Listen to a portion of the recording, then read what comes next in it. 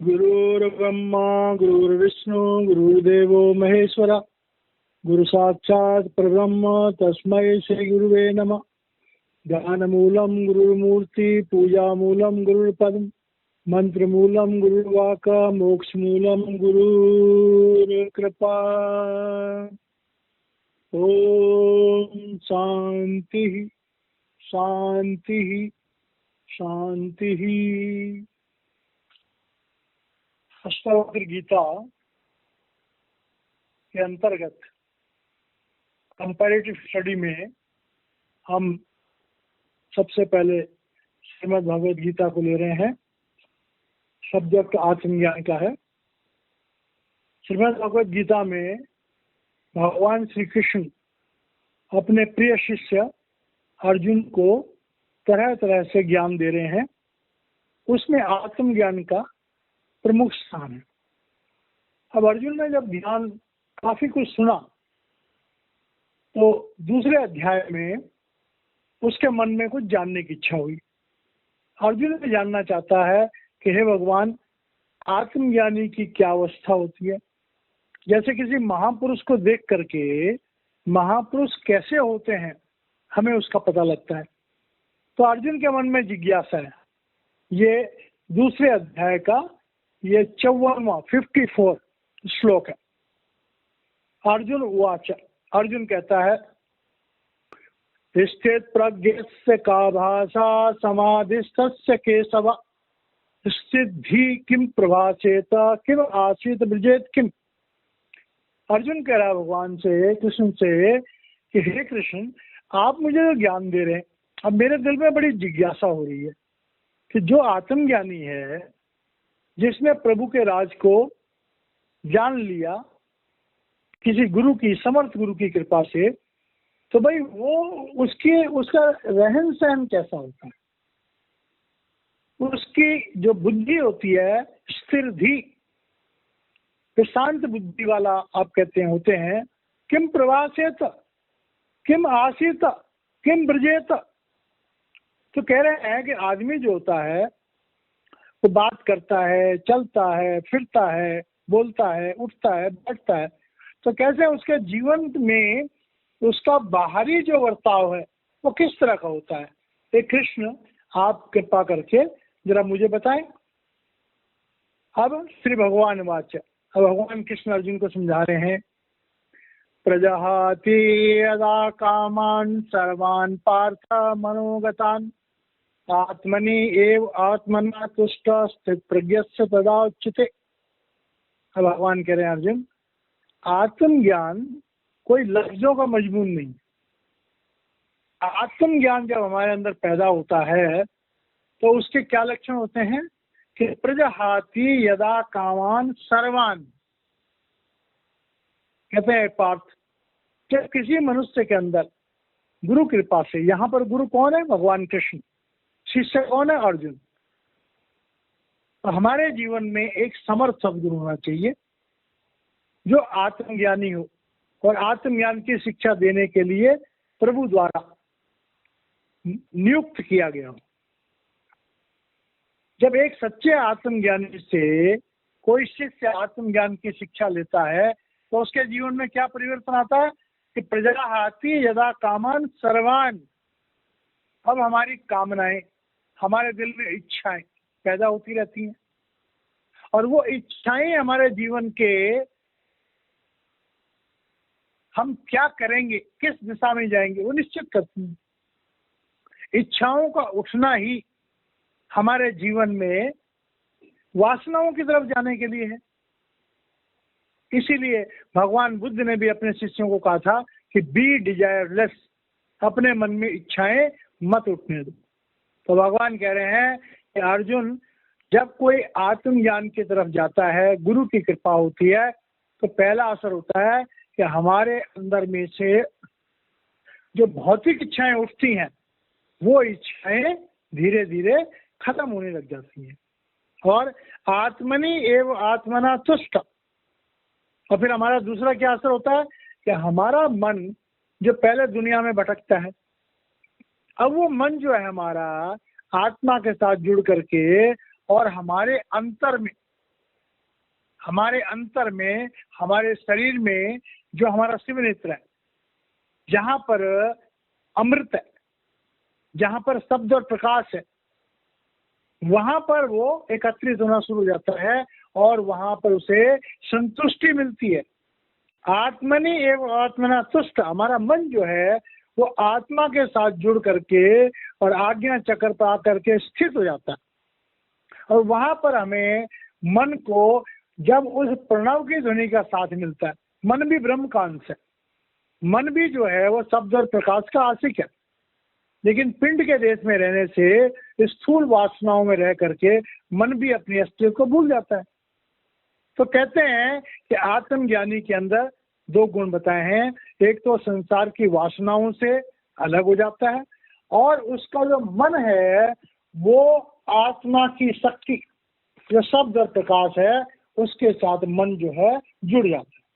तो पहली निशानी। दूसरी निशानी क्या है? दुखेषु अनुद्विग्न मना सुखेषु विगत स्पृहा वीतराग भय क्रोध स्थिति मुनि उच्चते।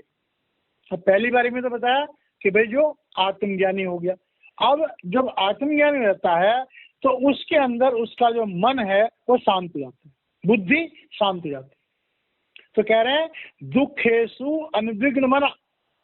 अब होता क्या है, एक आम इंसान की जिंदगी में दुख आते हैं तो उसका मन बेचैन हो जाता है, और सुख जब आते हैं तो उसमें विगत स्पृहा, तो वहां पर हमें जो है वो तरह तरह की हमारी रुचियां बन जाती है संसार के लिए। सुख है तो संसार को ओढ़ो, संसार को बिछाओ, संसार में मजे लो, और दुख है तो रोना शुरू कर दो। तो एक आम इंसान क्या होता है कि सुख में वो बौरा जाता है और दुख में वो पगला जाता है। तो कह रहे जो आत्मज्ञानी होता है वो सुख में अपना आपा नहीं खोता, माइंड इम्बैलेंस नहीं होता, और दुख आ जाए तो भी माइंड इम्बैलेंस नहीं होता। बीत राग भय क्रोधा, और हमारे जीवन में जो हलचल पैदा होती है वो किस लिए होती है? या तो हमें आसक्ति होती है, या हमें भय होता है, या हमें क्रोध होता है। अब इस बात को अगर हम यौगिक तरीके से लें तो भाई हमारी आसक्ति कहाँ पर होती है? हृदय चक्र पे। भय कहाँ होता है? क्रोध और भय वो होता है नाभि चक्र पे। और उसके बाद आसक्ति, भय और क्रोध, तो ये हमारे शरीर के चक्र हैं जहां पर हमारी आत्मा स्थित रहती है। तो काम क्रोध लोभ मोह अहंकार वो जो है वो तभी शांत होते हैं जब हमारी बुद्धि स्थिर होती है। मन शांत हो, बुद्धि स्थिर हो, तब जाकर के आत्मा का साक्षात्कार होता है। अब आगे कह रहे हैं ये दूसरा गुण हो गया। तीसरा गुण क्या होता है आत्मज्ञानी का? यह सर्वत्र अनविस्नेह तत् तत् प्राप्य शुभ अशुभम न अभिनंदति न द्वेष्टि तस्य प्रज्ञा प्रतिष्ठता। अब कह रहे हैं कि जब आत्मज्ञान, मन बस में आ गया, बुद्धि स्थिर हो गई, तो यह है सर्वत्र अनविस्नेह। तो कह रहे हैं फिर जो आत्मज्ञानी होता है वो अपने जीवन में सब तरफ स्वयं में एक संतुष्टि रखता है, स्वयं में एक संतुष्टि रखता है। उसकी संसार के प्रति जो आसक्ति होती है वो काफी कम होती है। और तप्त तप्त प्राप्य शुभ अशुभम, और फिर उसके प्रारब्ध कर्मों के अनुसार उसे अच्छे अवस्था में रहना पड़े या बुरी अवस्था में रहना पड़े, फिर उसे कोई फर्क नहीं पड़ता। न अभिनंदती न द्वेष्टि, और कोई उसके साथ अच्छा व्यवहार करे, कोई उसका अभिनंदन करे, कोई उसका गुणगान करे, और चाहे कोई उसे गालियां दे। तब आत्मज्ञानी के ऊपर जो है इस बात का ज्यादा असर नहीं होता।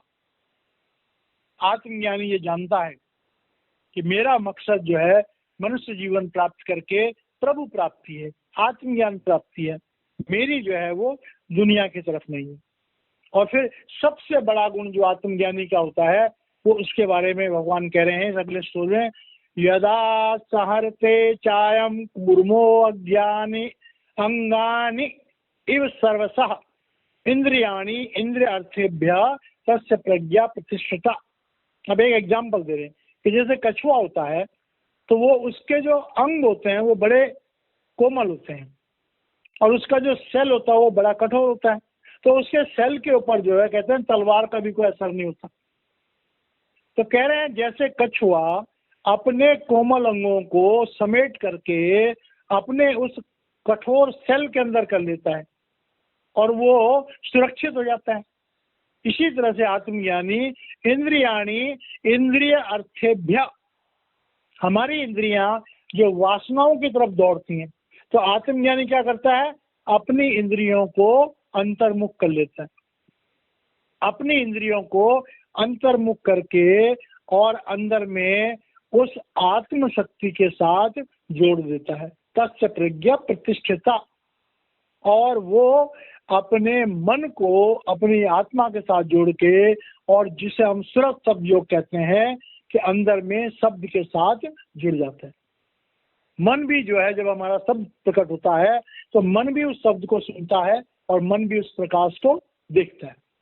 तो इस तरह से ये दूसरे अध्याय का हमने 54वां, 55वां, 56वां और 57वां और 58वां इन श्लोकों के द्वारा अर्जुन की भगवान कृष्ण ने जो जिज्ञासा थी उसको पूर्ण किया कि भाई आत्मज्ञानी की अवस्था क्या होती है, उसके कैसे लक्षण होते हैं और उसके जीवन में क्या होता है कि उसकी मन इंद्रियां जो है उसकी इंद्रियां अंतर्मुख हो जाती हैं, उसका मन शांत हो जाता है और उसकी बुद्धि स्थिर हो जाती है।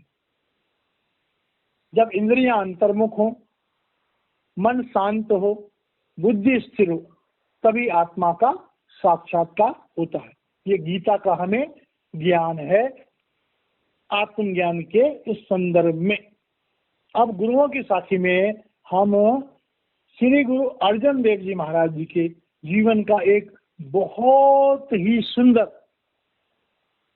एक घटना का यहाँ पर जिक्र हो रहा है। और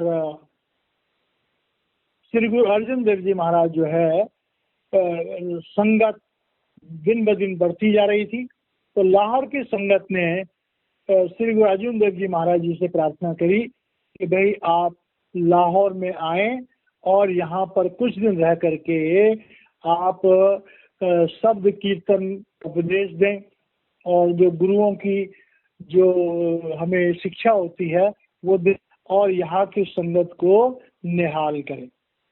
तो गुरु जी जो है वो लाहौर चले गए और एक बहुत अच्छी धर्मशाला में गुरु जी के लिए ठहरने की व्यवस्था हो गई और काफी संगत जो है वो गुरु जी के पास आने लगी और ये रोज का प्रोग्राम हो गया। तो जो संगत थी उसमें दो भाई आया करते थे, एक का नाम था सम्मन जो कि पिता था और उनका बेटा था मुसन। वो बड़े गरीब थे और मजदूरी का काम करते थे। अब वहाँ पर रोज सत्संग होता है और लंगर होता है और कभी कभी बीच में संगत के लोग जो हैं वो गुरु जी से प्रार्थना करते हैं कि आप हमारे घर में आइए और व्यक्तिगत तौर से संगत के लिए व्यवस्था करते हैं। जैसे यहाँ पे अगर कोई भाई अपने घर में सत्संग कराता है तो जो भी गुरु साहिबान आते हैं, जो संगत आती है, उनके लिए लंगर का अरेंजमेंट होता है। तो लंगर के अरेंजमेंट में काफी पैसे लगते हैं और बहुत सारे लोग होते हैं उनके मन में लंगर कराने की इच्छा तो होती है, लेकिन लंगर में क्योंकि खर्चा बहुत ज्यादा आता है तो उसमें उनको कई बार बड़ा सोच विचार करना पड़ता है। अब मूसन, सम्मन और मूसन रोज गुरु जी के सत्संग सुनने के लिए जाते हैं। अब उनके दिल में एक भावना पैदा होती है, गुरु जी को बहुत प्यार करते हैं दोनों के दोनों, और मन ही मन सोचते हैं हे गुरुदेव कोई ऐसा काम हो कि हम भी अपने घर में सत्संग करवाएं, आपकी गद्दी लगे, संगत आए और हम लंगर के साथ में जो है वो एक प्रोग्राम करें। अब उनके मन में जब ऐसी बात आई तो उन्होंने अपनी मजदूरी में से ज्यादा से ज्यादा पैसे इकट्ठे करने शुरू किए और सूखी रोटी नमक के साथ अचार के साथ खा करके उन्होंने पैसे इकट्ठे शुरू कर दिए। अब उनके पास काफी पैसे इकट्ठे हो गए। उन्हें लगा कि भाई अब हम तो सत्संग करा सकते हैं, लेकिन विधि का विधान है। एक दिन जो है बाप बेटा दोनों के दोनों बीमार हो गए। अब जब बीमार हो गए तो बड़ी परेशानी हो गई, दवा दारू तो करनी थी। अब दवा दारू जब करनी थी तो धीरे धीरे वो पैसे जो थे उन्होंने जो इकट्ठे करे थे और वो पैसे जो है वो खर्च हो गए। बड़ा उनको अफसोस हुआ, बड़ा अफसोस हुआ। गुरु जी से प्रार्थना करने लगे कि हे सदगुरु, हमारे तो दिल की बात दिल में रह गई। अब उन्हें ये लगा कि कहीं ऐसा ना हो कि गुरु जी लाहौर से वापस चले जाएं और हमें लंगर कराने का मौका ही ना मिले। तो बड़ी चिंता में पड़ गए, क्या किया जाए क्या किया जाए। चलो ठीक है, उन्होंने कहा चलो महाराज जी की दया है, कोशिश है। उन्होंने जो है जा करके सत्संग में अरदास करी कि गुरु जी आप हमें भी एक डेट दे दीजिए। अब उनको एक डेट मिल गई कि भाई फलाने दिन जो है वो तुम्हारे यहाँ सत्संग होगा। अब वो रात और दिन उन्होंने दोबारा से मेहनत करी तो बड़े थोड़े से पैसे इकट्ठे हुए। अब जो लंगर का दिन था वो धीरे धीरे नजदीक आ रहा था। अब लंगर के लिए जो है वो मात्र 1 या 2 दिन रह गए। तो जो लांगरी होते हैं वो 1-2 दिन एडवांस में, और जिनको सत्संग कराना होता है उनको सौदे की, जो राशन पानी लाना होता है उसकी वो एक लिस्ट दे देते हैं कि देखो भाई करीब इतने लोग आने हैं तो इतना राशन चाहिए, उसका अरेंजमेंट करो। जैसे लंगर के लिए सभी लोग जानते हैं कि तरह तरह के जो सामान चाहिए होते हैं। अब उनको वो लिस्ट मिल गई। अब दोनों बाप बेटा जो है रात को बैठ करके आंसू बहा रहे हैं कि हे सदगुरु क्या करें, हे सदगुरु क्या करें, हे सदगुरु क्या करें। उन्होंने कोशिश करी कि अपने जानकार लोगों से किसी से पैसे मांगे। अब गरीब आदमी को कोई आसानी से देता भी नहीं है, डर ये होता है पता नहीं लौटाए ना लौटाए। अब दोनों बाप बेटा बैठ के आंसू बहा रहे हैं, क्या करें क्या करें क्या करें। अब उनके दिल में इतना गुरु प्रेम था, उनकी इच्छा थी कि उनके घर में भगवान आएंगे। श्री गुरु अर्जुन देव जी महाराज जी को तो साक्षात सत्पुरुष का रूप जानते थे। अब वो कहते हैं, एक कहावत है कि everything is fair in love and war, प्यार में और युद्ध में सब कुछ जायज है। तो उनके मन में आया, बाप बेटे ने एक बैठ करके सलाह मशवरा किया कि भाई प्रेम में सब कुछ जायज है, तो किया क्या जाए। उनके जहां वो रहते थे उनके गली के नुक्कड़ पे जो है दूरी पर एक साहूकार की दुकान थी। तो साहूकार के बारे में वो जानते थे कि साहूकार बड़ा कंजूस है, वो हमें उधार देगा नहीं किसी कीमत पे भी। अब गुरु प्रेम और लंगर कराने का उनके मन में इतना जोर पड़ा कि वो उस प्रेम के वशीभूत होकर के और मर्यादा को भूल गए। और उन्होंने कहा कि भाई जो भी हो कहीं ना कहीं से हमें राशन प्राप्त करना है। तो जैसे प्यार में आदमी अंधा हो जाता है तो वो भी प्यार में अंधे हो गए। दोनों ने सोचा कि चलो उस जो बनिया है, बड़ा बनिया है, उसके गोदाम भरे पड़े हैं, ऐसे करते हैं कि जितना हमें लंगर के लिए पैसा, जितना सामान चाहिए उतना सामान उसके यहाँ से निकाल लाते हैं। तो जैसे तैसे करके उन्होंने कोई रोशनदान से या कहीं से जहां से उन्हें लगा कि अंदर जा सकते हैं तो उन्होंने वहां जाने की कोशिश करी। अब सम्मन जो पिता था वो तो बाहर खड़ा हो गया और मूसन जो पुत्र था वो वहां से अंदर चला गया। अब अंदर जाकर के उसने जो भी सामान चाहिए था वो निकालना शुरू किया और जो पिता था उसको देना शुरू किया। तो अभी वो ऐसा कर ही रहे थे कि जो साहूकार था, जो बनिया था, किसी कारण से हल्का फुल्की जो आवाज आई तो वो जाग गया। अब जाग करके और उसने जब देखा कि भाई रोशनदान से जो है वो कोई आदमी बाहर पकड़ा रहा है, तो उधर से उसने बोला कौन है। तो ऐसा सुनकर के जो मूसन था, पुत्र जो था, उसने कोशिश करी कि भाई रोशनदान से बाहर निकले। तो बाहर जब निकलने के लिए उसने कोशिश करी तो उसका सर तो बाहर आ गया और धड़ जो है वो अंदर ही रहा रोशनदान को पकड़ के। अब पीछे से जो बाणिया था उसने उसके पैर पकड़ लिए। अब जो मूसन है वो ये सोच रहा है कि अगर मैं पकड़ा गया तो इन्हें पता है कि ये गुरु घर के शिष्य हैं और मेरे गुरु का जो है वो अपमान हो जाएगा कि भाई ऐसा गुरु है कि जिसके शिष्य चोरी करते हैं। उसने अपने पिता को कहा, उसने सम्मन को कहा कि ऐ बापू, उस समय जो है सुना है कि लोग जो है कृपान या तलवार जो है वो हमेशा अपने साथ रखते थे। उसने तुरंत जो है कि मूसन ने पुत्र ने कहा, ए बापू मेरी गर्दन काट ले। बिना सर की जो लाश है उसकी कोई पहचान नहीं होती है, तू ऐसे कर तुरंत करके और मेरी गर्दन को काट ले और मेरा सिर ले जा। अब पिता जो है अपने पुत्र का सिर कैसे काटे? जब उसने देखा कि बाप सुन नहीं रहा तो उसने कहा, तुझे गुरु की सौगंध, तुझे गुरु की सौगंध, मेरा सर काट ले फटाफट। अब देखिए इस संसार में लोग कितने गुनाह करते हैं लेकिन फिर भी जिंदा रहना चाहते हैं। अब मूसन का गुरु प्रेम देखो कि वो अपना सर कटने के लिए अपने बाप को जबरदस्ती कह रहा है, तुझे गुरु की सौगंध, काट मेरा सिर। समय थोड़ा था, सम्मन को भी जब गुरु का नाम सुना तो जज्बा आ गया, उसने एक झटका मारा और मूसन की जो गर्दन कट गई। अब उसने वो सर लिया और आंसुओं से भरा हुआ और अपने घर की तरफ दौड़ गया। अब इधर जो बानिया था, जब उसने उस धड़ को खींचा तो देखा उसका सर ही नहीं। अब वो डर गया। उसने सोचा कि बिना सर की लाश अगर किसी ने देख ली तो मेरे ऊपर हत्या का आरोप लगेगा और मैं फंस जाऊंगा। तो उसने सोचा क्या किया जाए। तो वो जो धड़ था देखने में वो कोई मजदूर लग रहा था, तो उसे ध्यान आया कि गली के नुक्कड़ में सम्मन रहता है।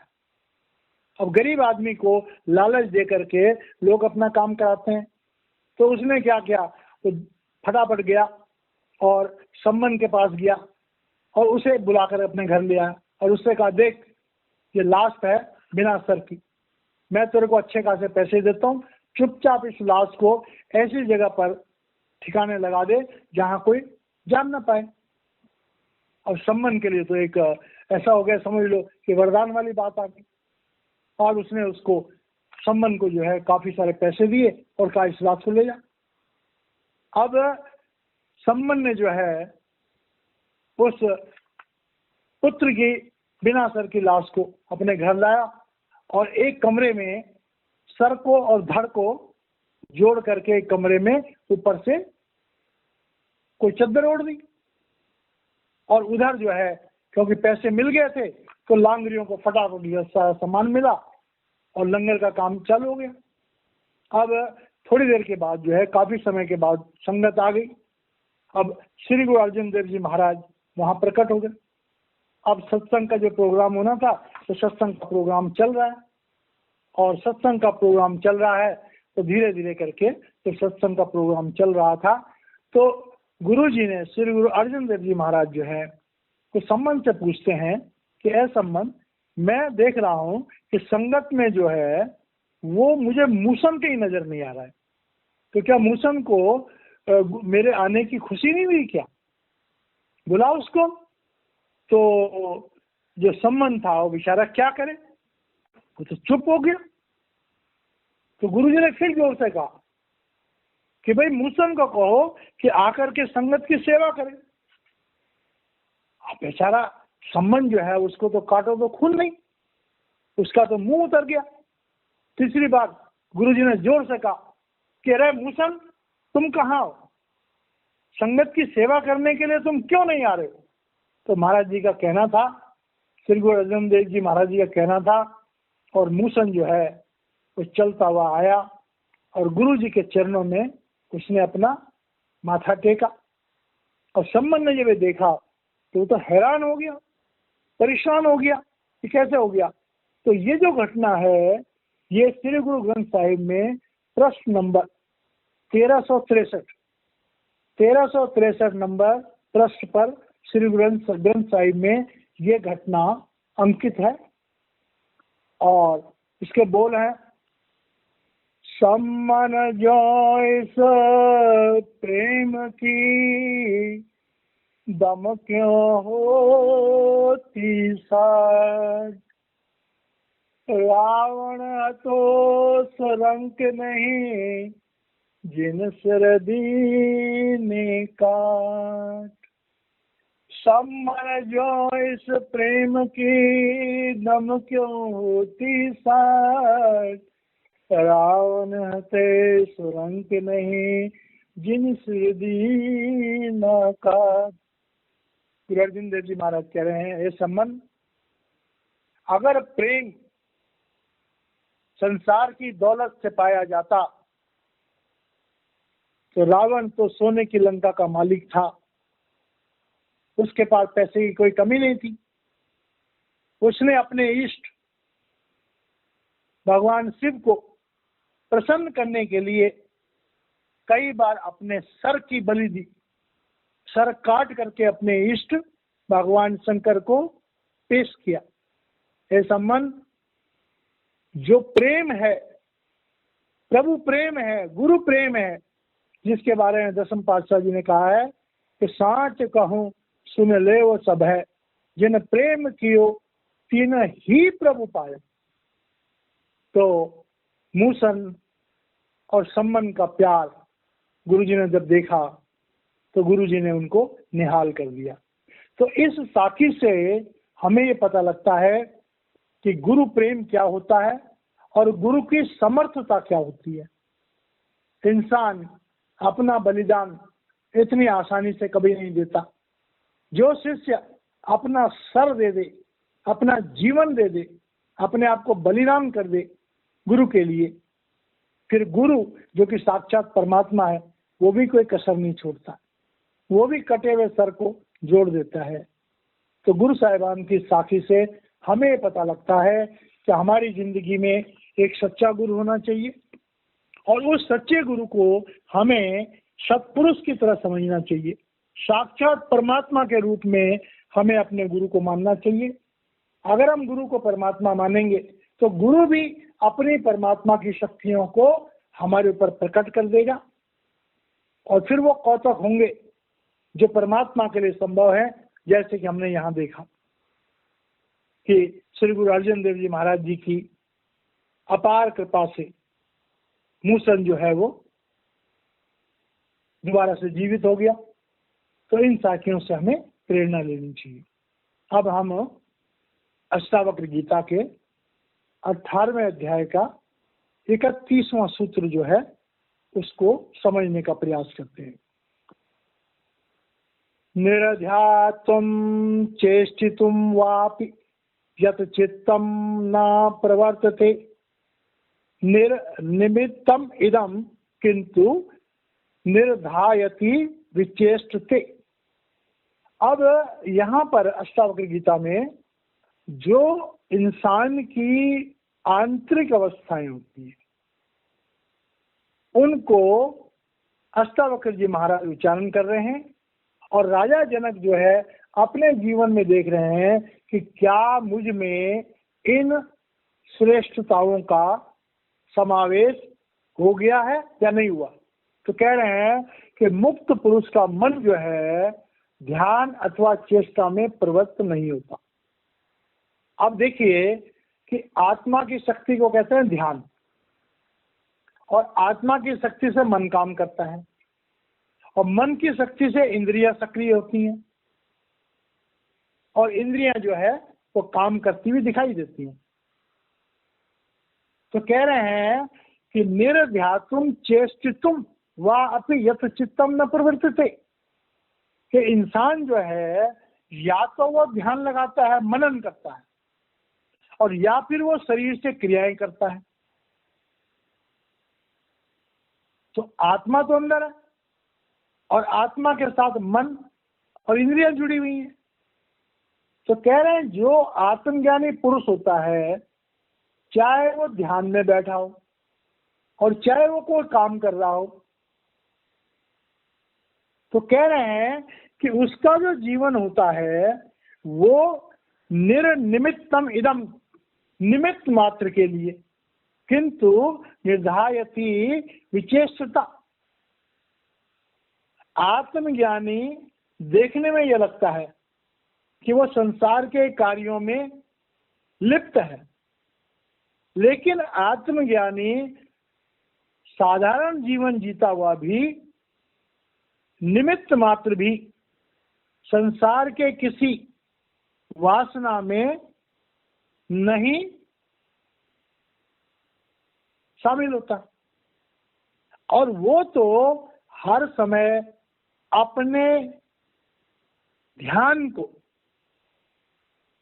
जिसमें मन भी शामिल है, उसे प्रभु से जोड़ने का प्रयास करता रहता है और मन को आत्मा में स्थिर करने का प्रयास करता रहता है।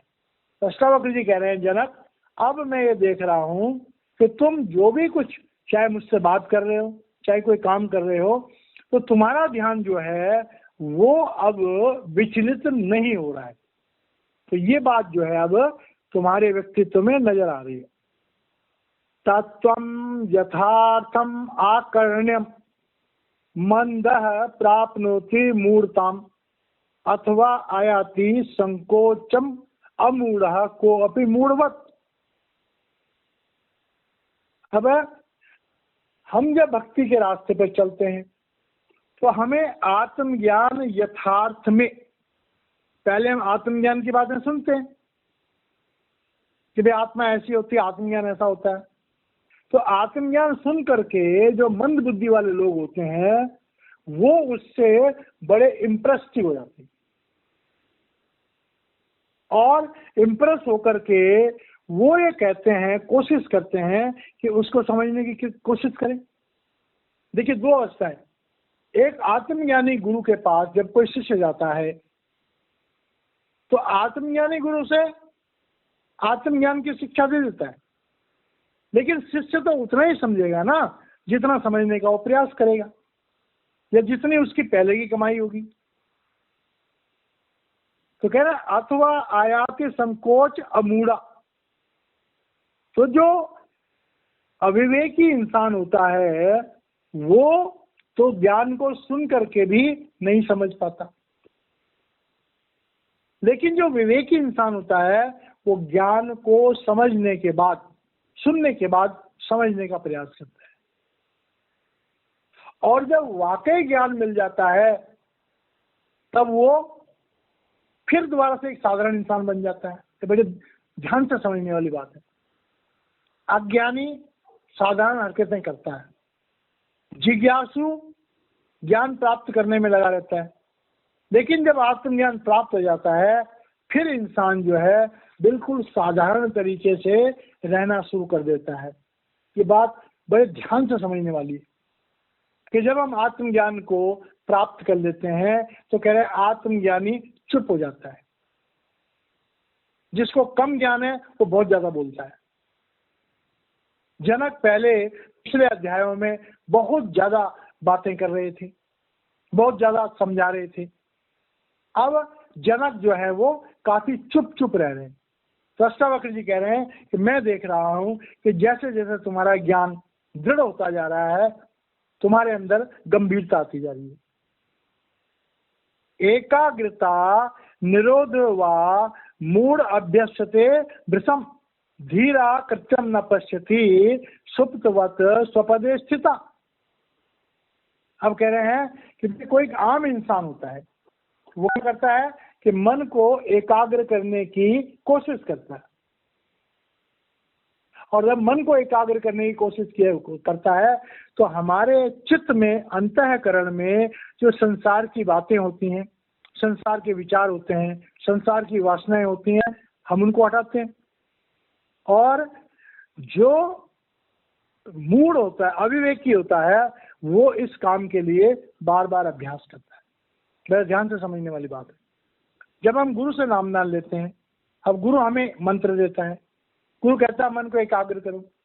हमारे मन में बहुत सारी वासनाएं, हम उन वासनाओं को अपने मन में से, अपने अंतःकरण में से हटाने का प्रयास करते हैं, भजन सिमरन करने की कोशिश करते हैं।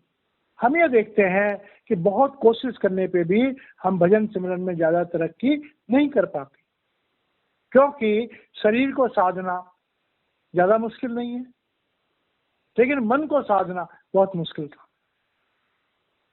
तो कह रहे हैं कि जो हमारी शुरुआत की अवस्था होती है, हम अभ्यास करते रहते हैं और कुछ प्राप्त करते हैं, फिर खो देते हैं, फिर प्राप्त करते हैं। तो कह रहे हैं धीरा कृत्यम न पश्यति। लेकिन जैसे जैसे हमें आत्मज्ञान होता है और हमारी बुद्धि स्थिर होती है, मन शांत होता है, तो फिर क्या होता है, फिर हमारे जीवन में हमारे जो काम होते हैं वो प्रारब्ध से प्रेरित होते हैं, नित्य कर्म जिनके बिना हम रह नहीं सकते, और उन कर्मों के लिए हमें बुद्धि की कोई आवश्यकता नहीं होती है।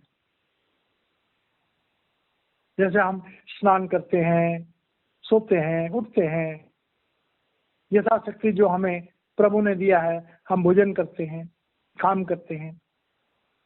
तो जैसे क्रियाएं होती हैं अपने आप, ऐसे जो है वो आत्मज्ञानी के लिए उसके जो नित्य कर्तव्य होते हैं, जिनके बिना जिंदगी नहीं चल सकती है, उनको वो करता है, लेकिन उसमें उनकी तवज्जो नहीं होती। और सुप्तवत स्वपदे स्थिता, और अंदर से जो है वो हर घड़ी हर पल अपने गुरु के दिए हुए उस मंत्र को जाप करता है। और फिर वही बात दोबारा चाहती है कि हाथ कारबल और दिल यारबल, वो बाहर से, शरीर से और इंद्रियों से संसार के काम जिनके बिना उसका जीवन नहीं चल सकता, उनको करता रहता है, लेकिन अंदर से उसका जो ध्यान है, उसकी जो आत्म शक्ति है, वो प्रभु के शब्द से जुड़ी रहने का लगातार प्रयास करती है। आगे कहते हैं अप्रयत्नतात प्रयत्नात् वा मूढ़ो न आपनोति निर्वृत्तिम तत्व निश्चय मात्रेण प्राज्ञो भवति निवृत्तः। अब कह रहे हैं कि अप्रयत्नात् प्रयत्नात्, अब संसार में क्या होता है कि हम जो है या तो किसी चीज को प्राप्त करने के लिए प्रयत्न करते हैं, या फिर हम सब कुछ जो है वो भाग्य पर छोड़ देते हैं। या तो हम प्रयास करते हैं और या फिर हम भाग्य पर छोड़ देते हैं, प्रारब्ध पर छोड़ देते हैं। तो जो मूढ़ होते हैं, ज्ञानी होते हैं, वो कोशिश करते हैं कि भाई मैं प्राप्त करूं, उनकी चेष्टा ज्यादा होती है, और अगर उनको प्राप्त होता है तो उसमें वो बड़ा आनंद महसूस करते हैं।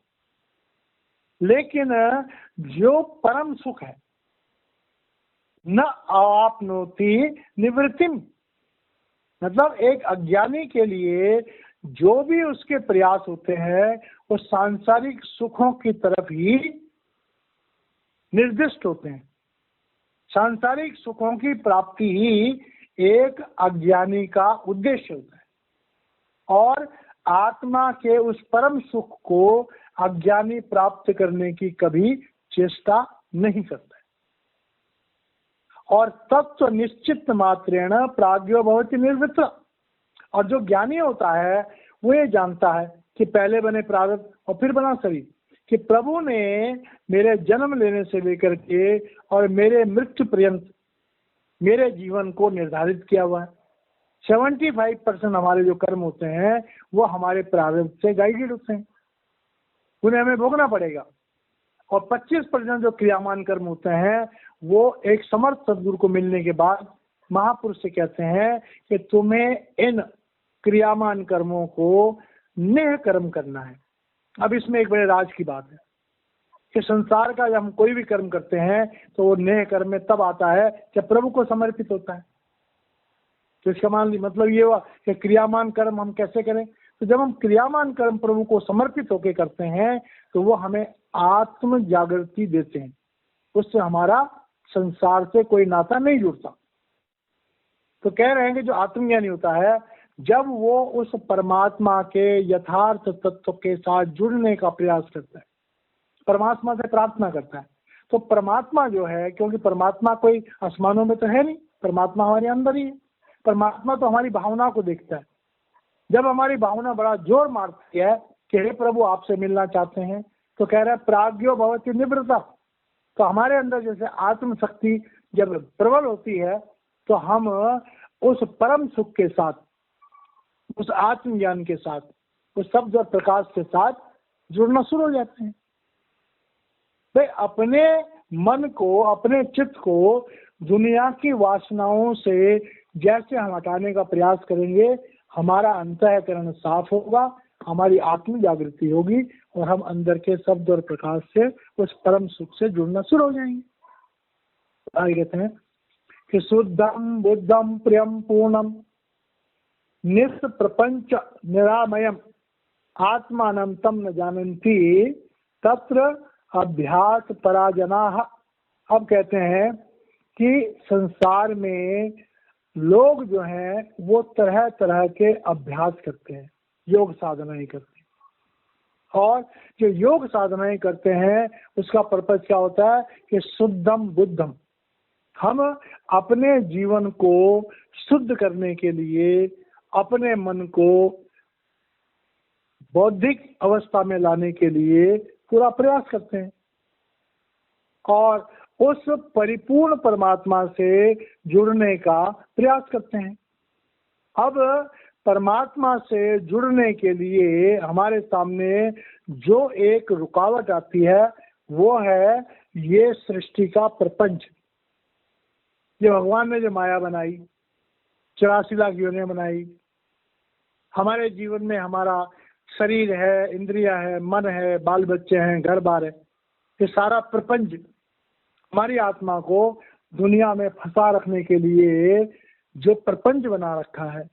तो उस प्रपंच में अज्ञानी तो बड़ा खुश होकर के फंस जाता है और इस प्रपंच में फंस करके अज्ञानी जो सुख की अनुभूति करता है असल में वो उसके दुखों का कारण बन जाता है।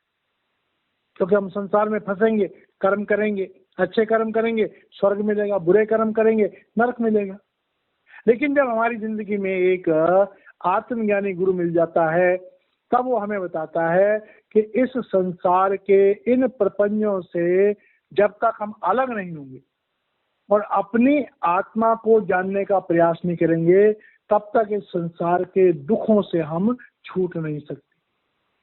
कि आत्मानं तम न जानाति, कि जब आत्मा जागृत हो जाती है तब ये संसार के जो प्रपंच हैं उन प्रपंचों में हम नहीं फंसते और तब तत्र अभ्यास पराजनाः, और तब जो है हम उस परम पिता परमेश्वर, उस आत्म ज्ञान की तरफ चलने के लिए अभ्यास करते हैं।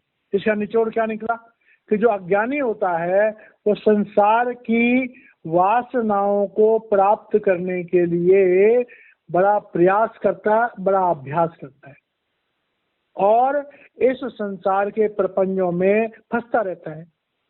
लेकिन प्रभु प्राप्ति के लिए हमारा अंतःकरण शुद्ध होना चाहिए, हमारी बुद्धि जो है वो शुद्ध होनी चाहिए, हमारी आत्मा जागृत होनी चाहिए और हम संसार के प्रपंचों से मुक्त होनी चाहिए। तो यहाँ पर अष्टावक्र जी कह रहे हैं कि जनक, मैं अब देख रहा हूँ कि तुम्हारे अंदर आत्मज्ञानी के जो गुण हैं वो साफ साफ नजर आ रहे हैं और आप अब जो है तुम आत्मज्ञान में स्थित की अवस्था में पहुंच रहे हो, या ये कहो कि पहुंच गए हो। तो गुरु जब अपने शिष्य को कहता है कि तुम तरक्की कर रहे हो तो शिष्य को बड़ा अच्छा लगता है। तो यहाँ पर जनक जो है वो अपने सदगुरु अष्टावक्र जी की बातों को सुन करके उनको भी बड़ी प्रसन्नता हो रही है। तो हम यहाँ पर वाणी को विराम देते हैं और बाकी का आगे करेंगे। जय महाराज जी।